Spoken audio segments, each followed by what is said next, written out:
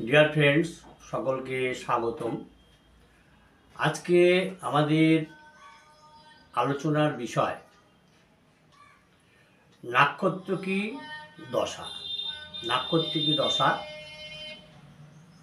এই নাক্ষত্রিকী দশা দুরকম দশা হয়। একটা হচ্ছে অষ্টোত্তরীয় দশা আর একটা বিংশোত্তরীয় দশা।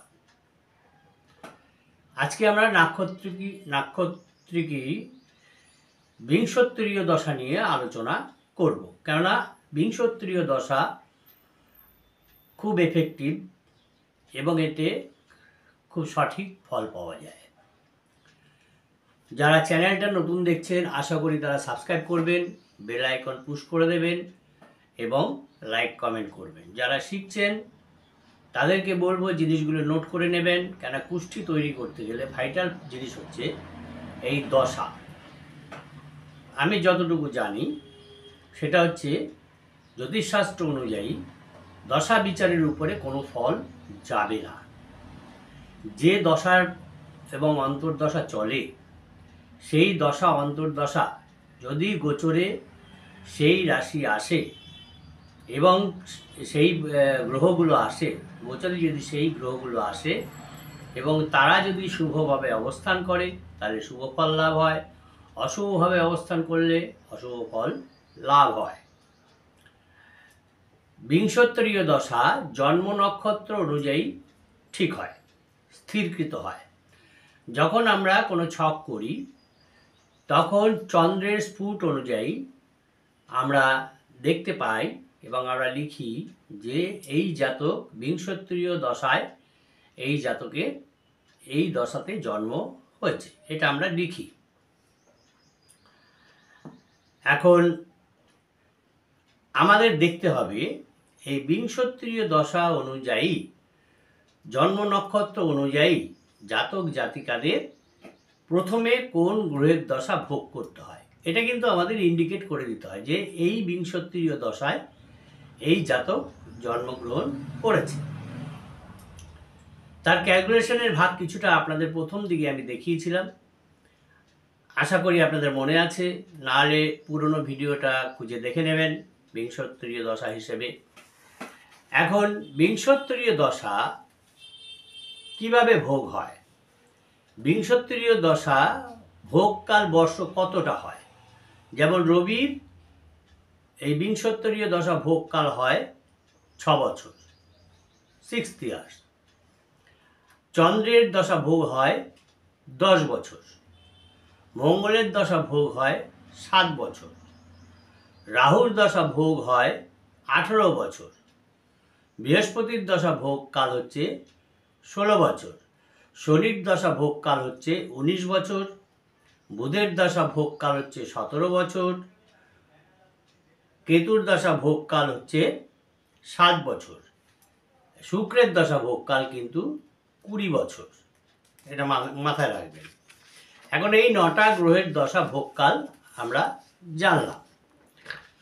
এখন এই দশা ভোগ বিচারে কতগুলো নিয়ম আছে, সেই নিয়মগুলো কিন্তু আমাদের সর্বাগ্রে জেনে নিতে হবে। কিভাবে আমরা দশা বিচার করব বা অন্তর্দশা বিচার করব, 1-2 করে আমি বলে দিচ্ছি, এগুলো আপনারা নোট করে নেবেন। বিংশোত্তরীয় দশা বিচারকালে প্রথমেই আমাদের দেখতে হবে যে দশাপতি গ্রহের বলাবল কেমন, এবং বিচারকালে দশাপতি গ্রহ গোচরে কোথায় আছে, এটা কিন্তু সর্বাগ্রে আমাদের দেখে নিতে হবে কোথায় আছে।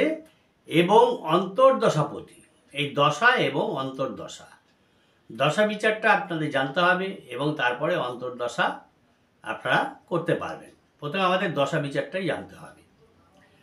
তাহলে আমাদের দেখে নিতে হবে যে দশাপতির গ্রহ বলাবলটা, প্রথমে দেখে নিতে হবে যে গ্রহপতির দশা বলাবলটা এবং অন্তর্দশাপতি জন্ম ছকে জন্মকালে কোথায় ছিল আর বিচারকালেই বা কোথায় অবস্থান করছে, এটা হচ্ছে প্রথম নিয়ম।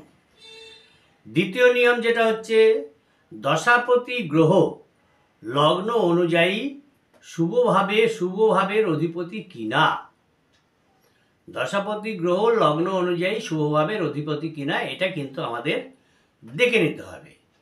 এবং অন্তর্দশাপতি গ্রহ লগ্ন অনুযায়ী কোনো শুভভাবের অধিপতি কিনা, শুভভাবের অধিপতি কিনা সেটা আমাদের দেখে নিতে হবে। দুটো জিনিস দেখে নিতে হবে। 2 নম্বর পয়েন্ট। 3 নম্বর পয়েন্ট হচ্ছে দশা এবং অন্তর্দশাপতির জন্মকালীন অবস্থান সম্বন্ধ বিচার্য। এর সঙ্গে কি সম্বন্ধ রয়েছে, শত্রুভাবে রয়েছে না মিত্রভাবে রয়েছে, এই সম্বন্ধটা কিন্তু আমাদের বিচার করতে হবে। আর কি দেখতে হবে, এই যে দশা এবং অন্তর্দশাপতি কি ক্ষেত্র বিনিময় করেছে, দৃষ্টি বিনিময় করেছে, বা একত্রে অবস্থান করছে, বা কোনো রাজ্যকারক সম্বন্ধ এদের মধ্যে আছে কিনা এটা আমাদের দেখতে হবে। দশাপতি এবং অন্তর্দশাপতি এটা কেন্দ্রপতি, একটি কেন্দ্রপতি এবং অপরটি কোণপতি হয়ে যদি কোনো 4 প্রকার, যেমন ক্ষেত্র বিনিময়, দৃষ্টি বিনিময়, সহাবস্থান, এর মধ্যে যদি কোনো সম্বন্ধ থাকে সেটা আমাদের দেখে দিতে হবে। যদি এরকম কোনো সম্বন্ধে আবদ্ধ হয় তাহলে এই রকম গ্রহের দশা অন্তর্দশা কিন্তু শুভ হবে, স্বভাবতভাবে শুভ হবে। কিন্তু যদি দেখা যায় দশাপতিও দুস্থানগত এবং অন্তর্দশাপতিও দুস্থানগত হয়ে অবস্থান করছে, কিংবা এই দুটোর মধ্যে কোনো একটা গ্রহ জন্মকালীন অবস্থায় দুস্থানভাবে অবস্থান করছে, অথবা যদি দেখা যায় একটা দুস্থানগত কোথায় হয়, লগ্ন থেকে ষষ্ঠ রাশিতে থাকলে, লগ্ন থেকে অষ্টম রাশিতে থাকলে, লগ্ন থেকে দ্বাদশ রাশিতে থাকলে, এগুলো হচ্ছে দুস্থানগত ভাব। যদি এর কোনো জায়গায় থাকে, বা দেখা গেল যে দশাপতি গ্রহ শুভভাবে রয়েছে, শুভ অবস্থানগত রয়েছে, আর অন্তর্দশাপতি গ্রহ অশুভভাবে অবস্থান করছে, তাহলে কিন্তু এই যে দশা অন্তর্দশা এর যে ফল, এটা কিন্তু শুভাশুভভাবে মিশ্র ফল হবে। কখনো সে ভালো ফল পাবে, কখনো সে খারাপ ফল পাবে। ওই পিরিয়ডের মধ্যে একটা পিরিয়ড আছে অন্তর্দশাপতির, এই যে ক্যালকুলেশন, এটার একটা পিরিয়ড আছে। এই পিরিয়ডের মধ্যেই ওই শুভাশুভ ফল পাওয়া যাবে। এরপরে আমরা দেখব চতুর্থ নিয়ম। চতুর্থ নিয়ম কি আছে, গ্রহাদির দীপ্তি স্বস্থানাদি 9 প্রকার অবস্থা কিন্তু আমরা বলেছি কিভাবে এর দীপ্ত অবস্থা অদীপ্ত অবস্থা থাকে, সেটা কিন্তু আমরা আগে আলোচনা করেছি।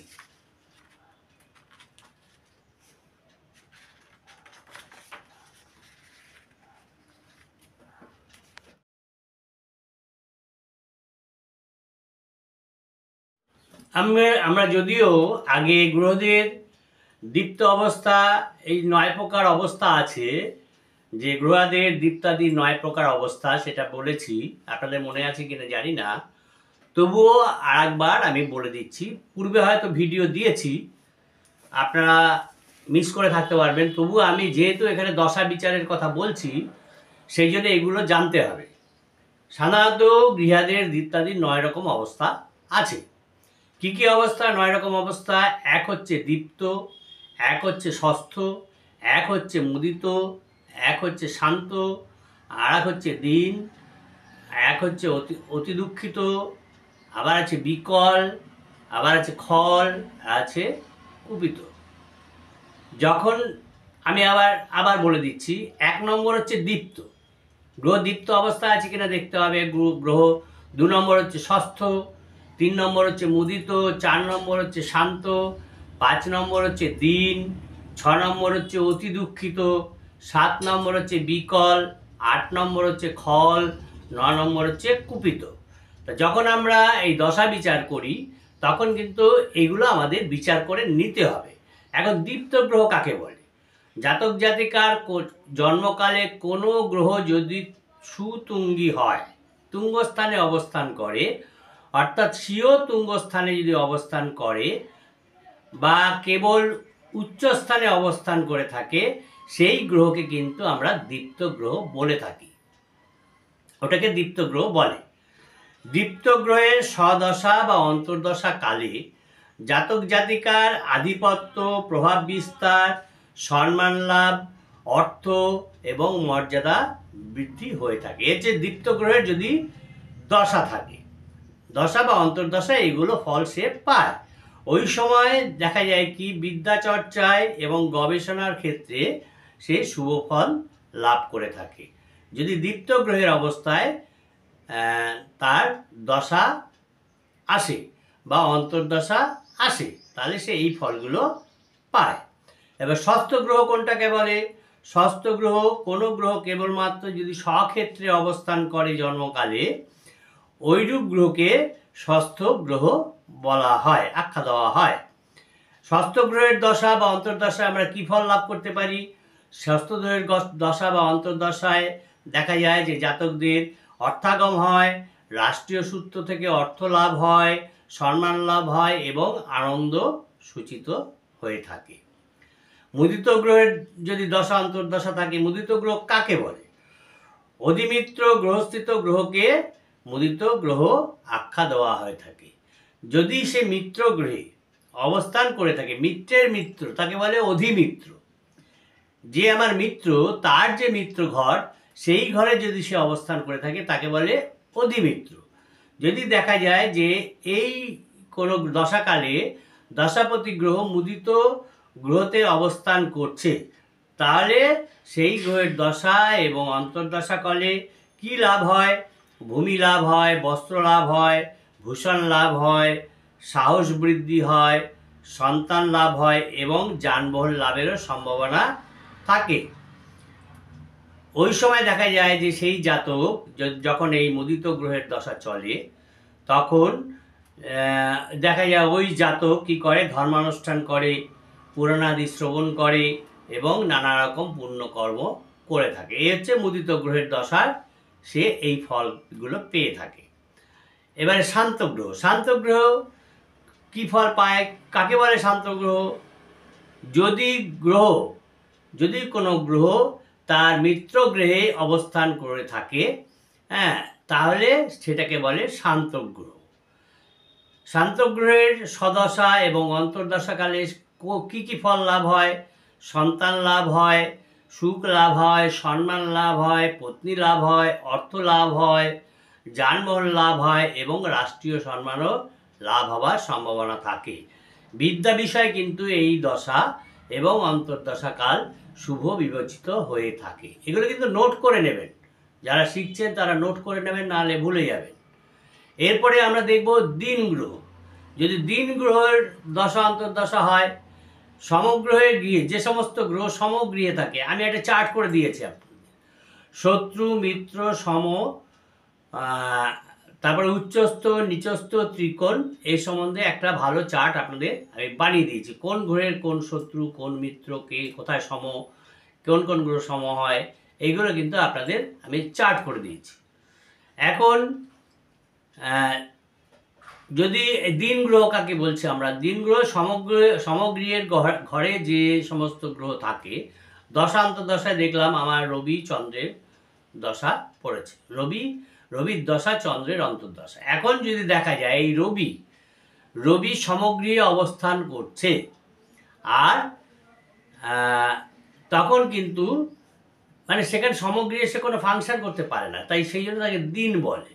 তো রবি সমগৃহে আছে এবং অন্তর্দশাপতি ও সমগৃহে আছে, তা তখন এই কিন্তু দিন গ্রহের দশা অন্তর্দশা হবে। তা দিন গ্রহের দশা অন্তর্দশা আমরা কি ফল পেয়ে থাকি? দিন গ্রহের দশা অন্তর্দশা আমরা পেয়ে থাকি অশান্তি, বিরোধ, চাকরিতে স্থান পরিবর্তন, আত্মীয় স্বজন এবং বন্ধু বান্ধবগণের সঙ্গে মনোমালিন্য, এইগুলো কিন্তু এই দিন গ্রহের দশায় সূচিত হয়। এরপরে যেটা আছে সেটা হচ্ছে অতি দুঃখিত গ্রহ। এই গ্রহের দশায় যদি দশা অন্তর্দশা হয়, শত্রু গৃহে যে সমস্ত গ্রহ থাকে জন্মকালীন অবস্থায়, যদি দশাপতি দেখা যায় যে শত্রু গৃহে অবস্থান করছে বা অন্তর্দশাপতি দেখা যায় যে শত্রুগৃহে অবস্থান করছে, একে কিন্তু অতি দুঃখিত গ্রহ বলা হবে। তাই এই অতি দুঃখিত গ্রহের দশা অন্তর্দশায় কী ফল লাভ হয়? অতি দুঃখিত গ্রহের সদশায় এবং অন্তর্দশাকালে দেখা যায় যে নানাবিধ দুঃখ ভোগ হয়, চোর ভয় থাকে, চোর ভীতি থাকে, অশান্তি হয়, ক্ষয়ক্ষতি হয়, সরকারি নির্যাতনের আশঙ্কা থাকে। তারপরে চাকরি ক্ষেত্রে যে ঊর্ধ্বতন বস থাকে, উপরওয়ালা থাকে, তার থেকে অশান্তি লাভ হওয়ার সম্ভাবনা থাকে। মামলা মোকদ্দমায় যদি আমি ব্যস্ত থাকি তাহলে সেখানে ক্ষয়ক্ষতি থাকবে, মামলা মোকদ্দমায় ক্ষতি হবে, এবং আমার কোনো বন্ধু বান্ধব থাকবে না, নির্বান্ধব অবস্থায় আমি বাস করব, সেরকম অবস্থা সূচিত হয়। এর চেয়ে অতি দুঃখিত গ্রহের দশা অন্তর্দশা ফল। আর বিকল গ্রহের কাকে বলে? বিকল গ্রহ যদি পাপযুক্ত গ্রহ থাকে, যে দশাপতি সেই যদি পাপযুক্ত হয়ে থাকে কিংবা অন্তর্দশাপতি যদি পাপযুক্ত হয়ে থাকে, তবে কিন্তু তাকে বিকল গ্রহ আখ্যা দেওয়া হয়। এখন বিকল গ্রহের দশা অন্তর্দশায় কী ফল লাভ হবে? বিকল গ্রহের দশা অন্তর্দশায় আমরা দেখি যে গুরুজনের রোগ হয়, অথবা গুরুজনের মৃত্যু হয়, গুরুজনের হানি হয়, সন্তানের কারণে অথবা স্ত্রীর কারণে অথবা চুরির কারণে প্রভূত ক্ষতি হয়। এ হচ্ছে বিকল গ্রহের দশায়। বিকল গ্রহের দশা অন্তর্দশা কিন্তু দেহ এবং মনের পক্ষে বিশেষ ক্ষতিকর হয়ে থাকে। আর হচ্ছে খল গ্রহ। খল গ্রহ কাকে বলে? উচ্চ গ্রহের দীপ্তাংশে, এক একটা দীপ্তাংশ আছে, এটা আপনাদের আমি দিয়েছি। তো এই উচ্চ গ্রহের দীপ্তাংশের মধ্যে যদি কোনো গ্রহ থাকে তাহলে তাকে কি বলা হয়? পরাজিত গ্রহ। তাকে বলা হয় পরাজিত গ্রহ, মানে তার কোনো শক্তি তখন থাকে না, দীপ্তাংশের মধ্যে সেই শক্তিকে হারিয়ে ফেলে। সেই জন্য তাকে পরাজিত গ্রহ বা খল গ্রহ আখ্যা দেওয়া হয়ে থাকে। এখন খল গ্রহের দশা অন্তর্দশায় কী ফল লাভ করবে? খল গ্রহের দশা এবং অন্তর্দশায় দেখা যায় যে কর্মক্ষেত্রে অশান্তি হয়, ধন এবং ভূমিনাশ হয়, নানাবিধ গোলযোগ হয়, পিতার আচরণে বা কর্মে সমাজে নিন্দিত হওয়ার আশঙ্কা থাকে এবং তার শত্রু বৃদ্ধি হয়। আর সর্বশেষ হচ্ছে কুপিত গ্রহ, নরকম অবস্থা। তো এই কুপিত গ্রহ রবির সঙ্গে দেখা, যদি দশাপতি যুক্ত হয়ে থাকে, রবির সঙ্গে যদি দশাপতি যুক্ত হয়ে থাকে তাহলে সেই গ্রহকে দশা অন্তর্দশা গ্রহ, তবে সেই গ্রহকে আমরা বলবো কুপিত গ্রহ। কুপিত গ্রহের স্বদশায় এবং অন্তর্দশায় বিদ্যায় ব্যর্থতা আসে, নিন্দিত কর্ম করে, পত্নী কষ্ট হয়, অর্থহানি হয়, এমনকি সরকারি কারণে অর্থক্ষতির আশঙ্কাও সূচিত হয়ে থাকে। ওই সময় জাতক জাতিকার স্বাস্থ্য উৎপাত করে। যারা চ্যানেলটা নতুন দেখছেন আশা করি তারা সাবস্ক্রাইব করবেন, বেল আইকন পুশ করে দেবেন এবং লাইক কমেন্ট করবেন। যারা শিখছেন তারা কিন্তু এগুলিকে অবশ্যই নোট করে নেবেন।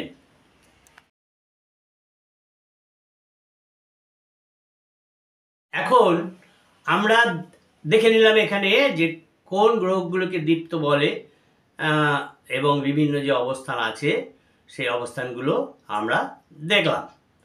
এখন তাহলে প্রথমেই আমাদের দেখতে হবে 4 নম্বর নিয়মে, যে প্রথমে দেখতে হবে যে দশাপতি এবং অন্তর্দশাপতি দীপ্ত স্বস্থানাদি যে 9 প্রকার অবস্থা বললাম তার মধ্যে কোথায় আছে সেটা আগে দেখে নিতে হবে। দুটি গ্রহই যদি শুভাবস্থা প্রাপ্ত হয় তাহলে কিন্তু সেই জাতক সেই দশাফলে অতি শুভ ফল পেয়ে থাকবে। দুটোর একটা যদি শুভ হয় আর একটা যদি অশুভ হয় তাহলে কিন্তু শুভাশুভ মিশ্র ফল লাভ হবে। আর যদি দুটোই যদি দেখা যায় অশুভভাবে অবস্থান করছে তাহলে কিন্তু অশুভ ফল লাভ করবে।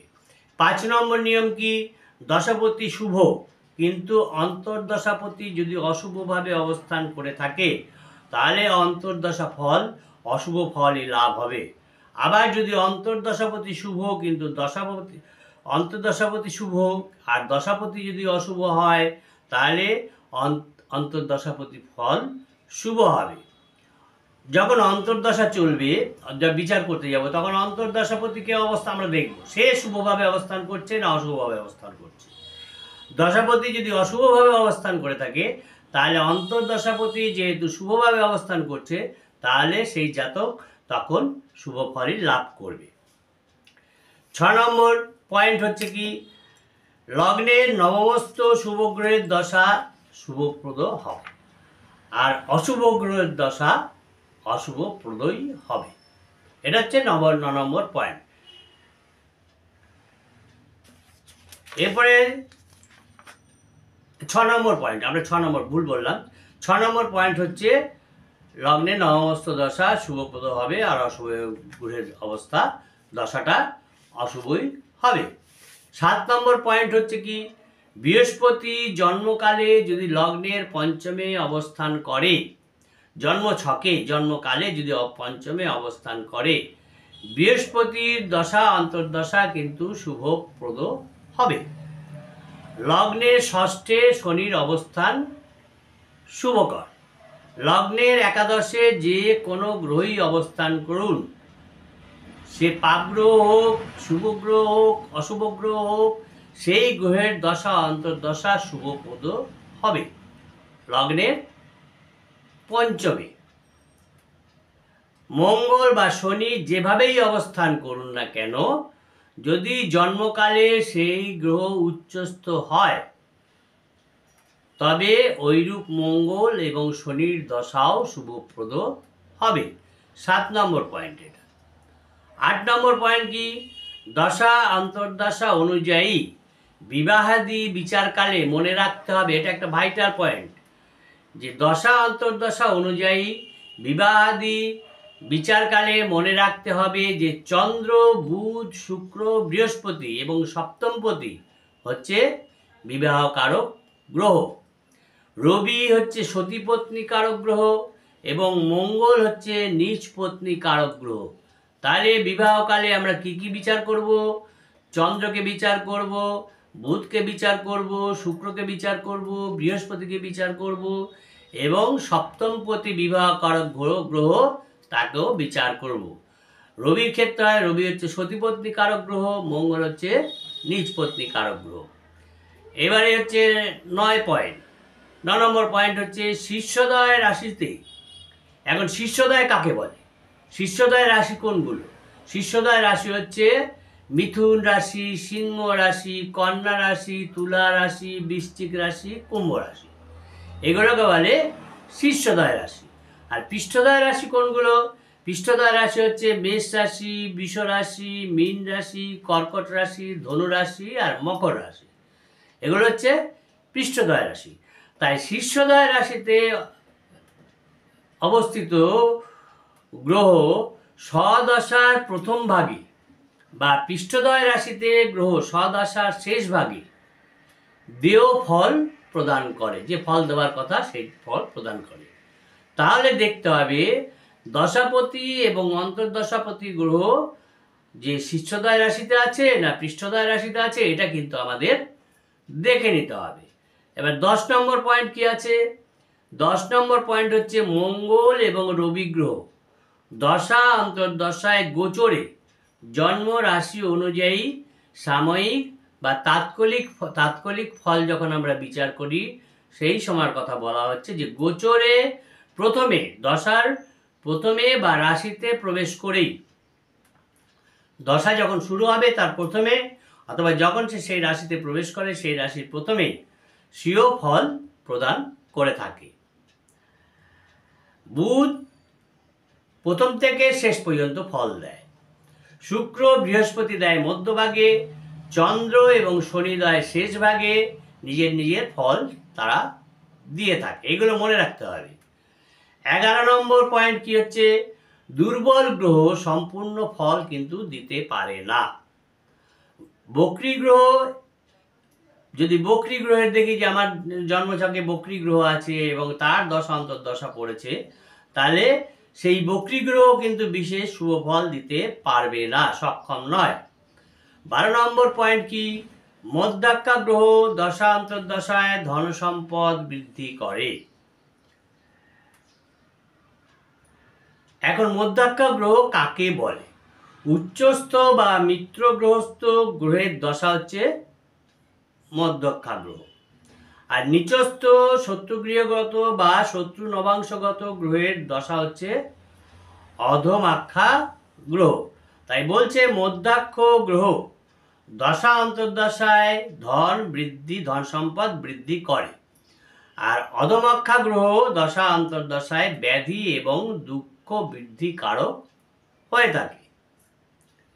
সুতুঙ্গী, এবার 13 নম্বর পয়েন্ট কি, সুতুঙ্গী গ্রহ তথা অত্যন্ত বলবান গ্রহের দশা শুভকর হয়ে থাকে। কেবলমাত্র উচ্চস্থ গ্রহের দশা যদি দেখা যায় ওই গ্রহটা অশুভভাবে অবস্থান করছে, যদি অশুভ হয়ে থাকে, তাহলে সে কিছু শুভ ফল প্রদান করলেও দশা অন্তর্দশা কালে কিন্তু সেই গ্রহ, সেই দশা, সেই গ্রহের দশা কিন্তু রোগ কারক হয়ে থাকবে। 14 নম্বর পয়েন্ট কি আছে, নিচস্থ গ্রহ বা অতি দুর্বল গ্রহের দশা অন্তর্দশা কিন্তু অতীব অশুভকর হয়ে থাকে। 15 নম্বর পয়েন্ট কি আছে, শত্রুগৃহে বা নিজ ক্ষেত্রে যদি জাতকের জন্মকালে দেখা যায় ছকে যে কোনো গ্রহ শত্রুক্ষেত্রে বা নিজ ক্ষেত্রে অবস্থান করছে এবং সেই গ্রহের দশা অন্তর্দশা আছে, অবস্থান যদি এইভাবে অবস্থান করে, তা সত্ত্বেও কোনো নবাংশাদি বর্গ বলে বলিয়ান হয় বা শুভ হয়, এই নবাংশ ক্যালকুলেশন করতে হয়। ক্যালকুলেশন করে দেখতে হবে যে সেই গ্রহ নবাংশাদি বর্গ বলে বলিয়ান হয়ে আছে বা শুভ হয়ে আছে, তবে কিন্তু ওই গ্রহের দশা অন্তর্দশা শুভ হবে। আবার কোনো গ্রহ যদি উচ্চস্থ হওয়া সত্ত্বেও যদি নিচ নবাংশে বা শত্রু নবাংশে অবস্থান করে থাকে, তবে কিন্তু ওই গ্রহের দশা অন্তর্দশা শুভ হবে না। আমার কাছে অনেকেই এসে বলেছেন যে আমার জন্ম থেকে বৃহস্পতি শুভ, তাহলে কেন আমি শুভ ফল পাচ্ছি না, বা অন্তর্দশাপতি বৃহস্পতি শুভ, আমি শুভ ফল পাচ্ছি না কেন? তার কারণ হচ্ছে এই নবাংশ ফল কোষে দেখতে হবে সেই নবাংশে সেই বৃহস্পতি কোথায় অবস্থান করছেন। যদি দেখা যায় তিনি নিজ ক্ষেত্রে বা অশুভ ক্ষেত্রে অবস্থান করছেন, সেক্ষেত্রে কিন্তু শুভ ফল লাভ হবে না। এবারে 16 নম্বর পয়েন্ট, শনির দশা অন্তর্দশায় শনি গোচরে যদি অশুভ যদি দেখা যায় যে জন্মরাশির সে দ্বাদশে, জন্মরাশিতে বা জন্মরাশির দ্বিতীয় থাকে, তাহলে কিন্তু সেই শনির দশার ফল কিছু না কিছু অশুভ হবেই, এটা কিন্তু মনে রাখতে হবে। 17 নম্বর পয়েন্ট কি, কোনো দশাপতি গ্রহের ত্রিকোণে, ত্রিকোণ কোনটা, পঞ্চম স্থান বা নবম স্থান, এ হচ্ছে ত্রিকোণ স্থান, ষষ্ঠপতি বা অষ্টমপতি অথবা রবি, মঙ্গল, শনি, কেতু, রাহু এদের কেউ যদি থাকে, তাহলে ওই গ্রহের দশা অন্তর্দশা কাল কিছু না কিছু অশুভ ঘটবেই, অশুভ কারক হবেই।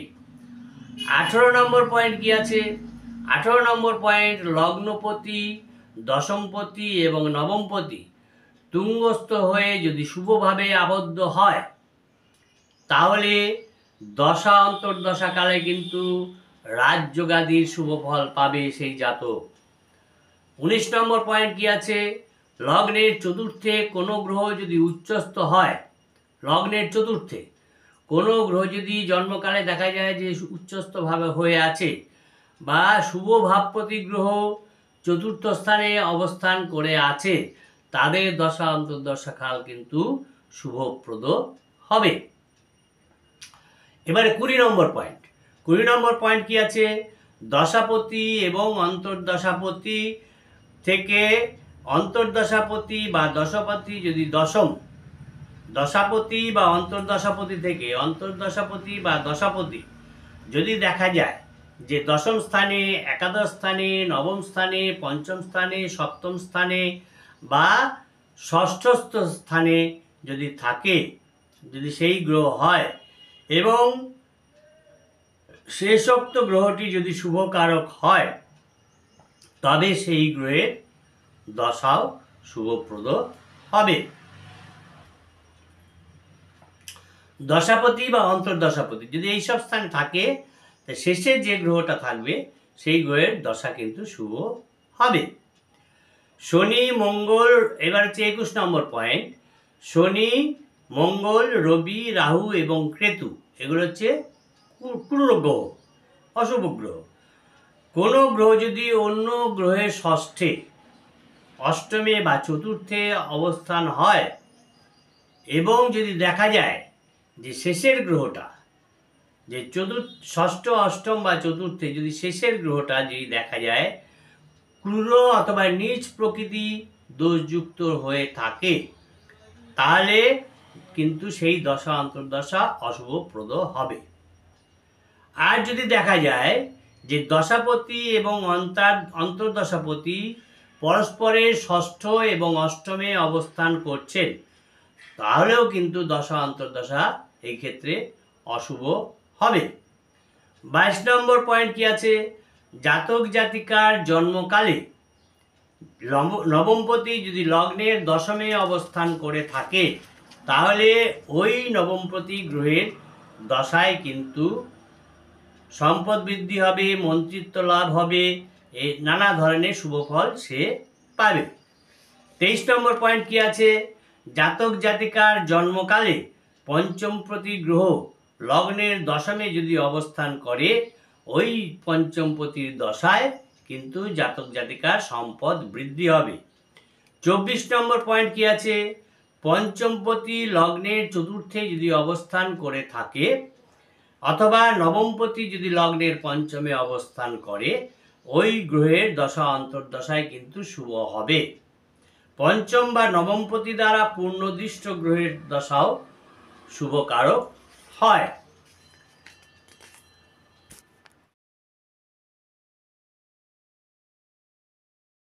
এবারে আমরা দেখব 25 নম্বর পয়েন্ট।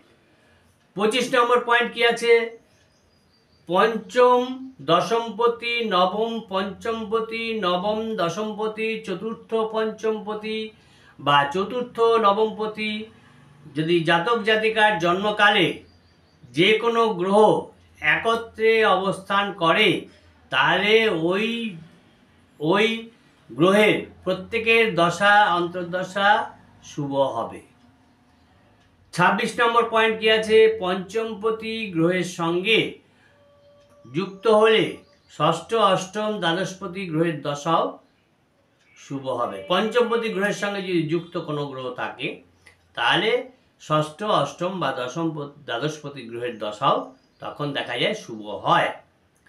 27 নম্বর পয়েন্ট, চতুর্থপতি এবং দশমপতি গ্রহ যদি ক্ষেত্র বিনিময় বা দৃষ্টি বিনিময়ের সম্বন্ধে আবদ্ধ হয়, তাহলে কিন্তু ওই উভয় গ্রহের দশাই শুভ হবে।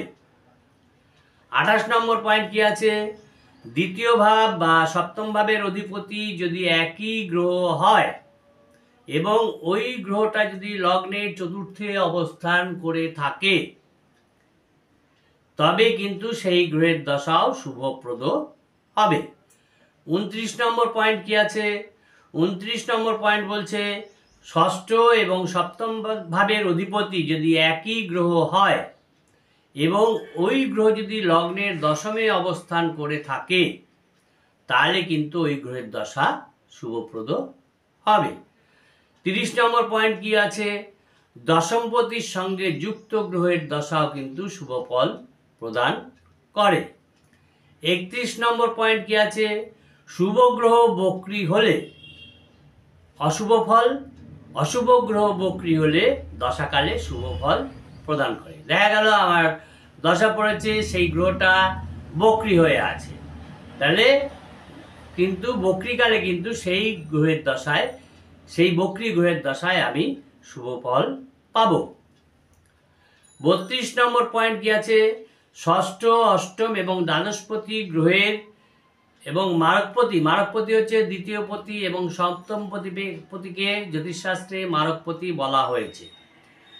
তাহলে ষষ্ঠ, অষ্টম, দ্বাদশপতি গ্রহের এবং মারকপতি গ্রহের সঙ্গে যুক্ত দশা কিছু না কিছু অশুভ অথবা শোককারক হয়ে থাকে। হচ্ছে 32 নম্বর পয়েন্ট। 33 নম্বর পয়েন্ট কি, পঞ্চমপতি এবং নবমপতি গ্রহ যে কোনো লগ্নের পক্ষেই শুভকারক হয়ে থাকে। অতএব পঞ্চমপতি এবং নবমপতি গ্রহের সঙ্গে যুক্ত দশাও শুভপ্রদ হবে। 34 নম্বর পয়েন্ট, পঞ্চমপতি যুক্ত নবমপতির দশায় আধিপত্য বিস্তার হয়, উচ্চপদ লাভ হয় এবং সন্তান লাভ হয়ে থাকে পঞ্চমপতি এবং নবমপতির দশায়। চতুর্থ এবং পঞ্চমপতির দশা, চতুর্থপতি এবং পঞ্চমপতির দশা এবং দশমপতি দশমস্থ যদি পঞ্চমপতি যদি দশমস্থভাবে থাকে তাহলে সেই দশাও অত্যন্ত শুভপ্রদ হয়, সম্পদ বৃদ্ধিকারক হয়ে থাকে। দশমস্থ নবমপতির দশাও রাজ্যকারক বা রাজপ্রদ হয়ে থাকে, রাজার মতন অবস্থা সৃষ্টি হয় চতুর্থ এবং পঞ্চমপতির দশা। এবারে 36 নম্বর পয়েন্ট কি আছে, চতুর্থস্থ দশমপতির দশা এবং দশমস্থ চতুর্থপতির দশা শুভকর হয়ে থাকে। 37 নম্বর পয়েন্ট কি আছে, 37 নম্বর পয়েন্ট হচ্ছে কেন্দ্রপতি এবং কোণপতি গ্রহ। কেন্দ্রপতি এবং কোণপতি গ্রহ যদি ক্ষেত্র বিনিময় অথবা দৃষ্টি বিনিময় বা 4 প্রকারের কোনো সম্বন্ধের সঙ্গে যুক্ত হয়, কোনো একটা সম্বন্ধে আবদ্ধ হয়, তাহলে সেই দশাফল শুভ হবে।